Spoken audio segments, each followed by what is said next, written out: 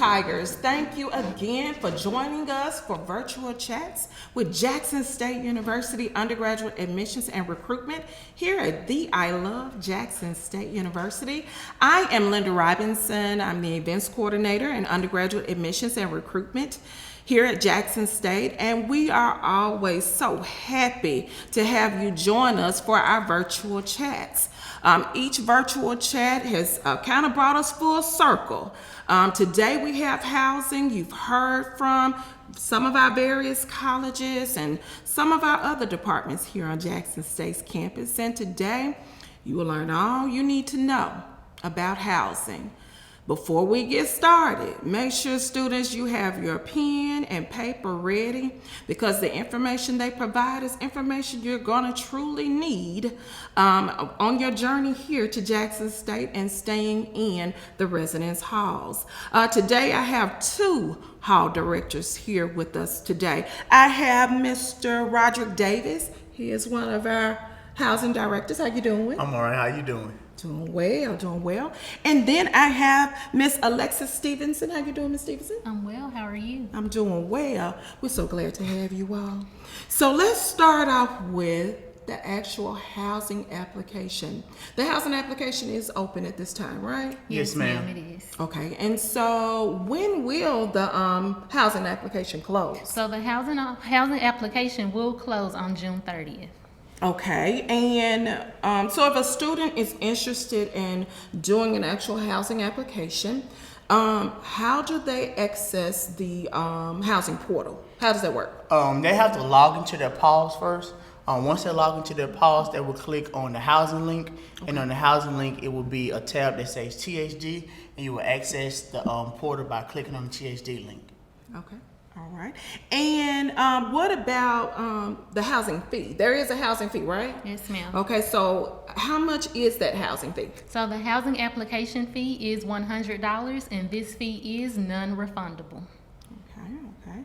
And if a student is having problems with selecting their room in their dorm, I'll say, in the portal, what do they need to do?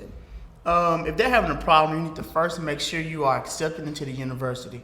After you've been accepted into the university, once you log into the THD, you will have to pay for the application. Once the application is paid for, you can then gain access to THD, which is also the housing portal, to select your room. Yes, so please make sure you have completed the application and your payment is properly processed, and then you should be able to select your room.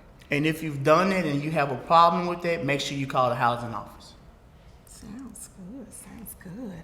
Okay, and what are the designated freshman residence halls? And as you're telling us about the designated, can you tell us a little bit more as far as what they will need and what they can bring? So for the males, you have Dixon Hall. For female, you have McAllister Whiteside Hall, and you have Transitional Hall.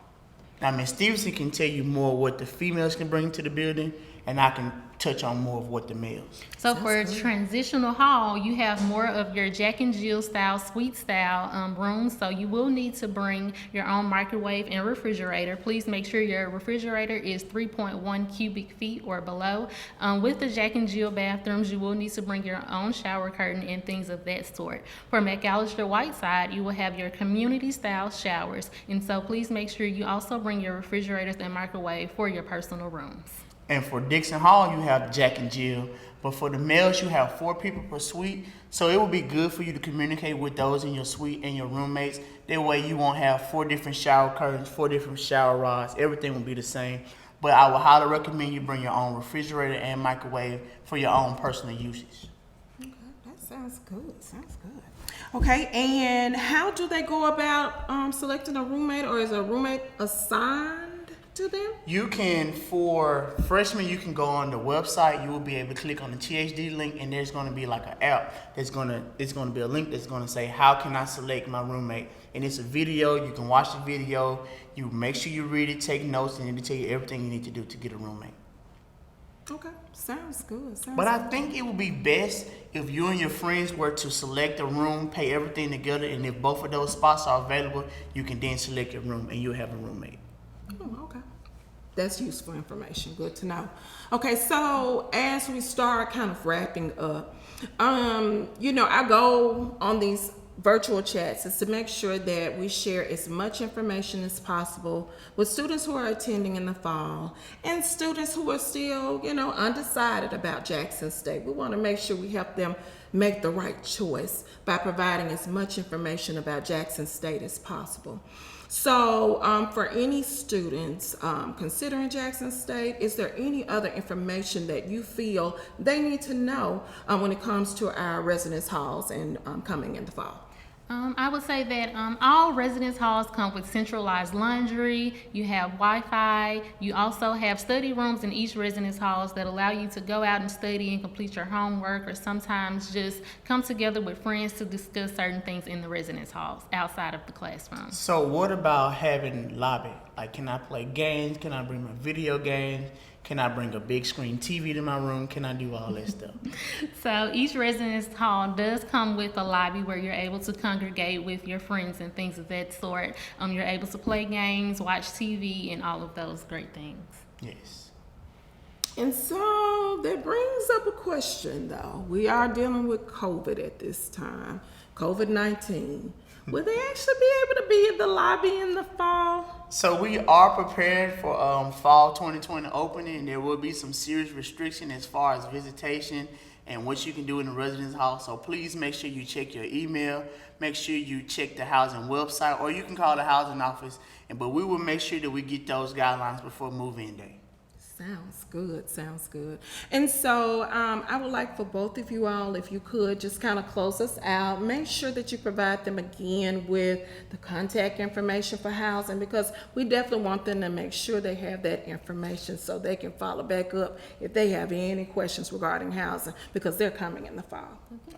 So if you have any questions regarding housing, please feel free to contact us at 601-979-2326. Again, that is 601-979-2326, or email us at housinginfo@jsums.edu.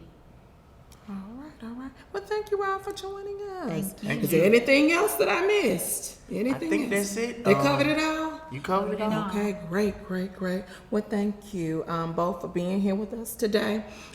Students, families, parents, thank you all again for joining us for virtual chats here at Jackson State University's undergraduate admissions and recruitment. It's imperative that each time we come on Mondays and Fridays at 1, that you tune in. We're doing these chats to make sure you stay informed. We want to stay connected with you, and we want you to know we want you here at Jackson State, and we want to make sure you have all of the information that you're going to need on your journey here to the I Love Jackson State University. We hope that you'll tune in next time on Monday or Friday at 1:00 p.m.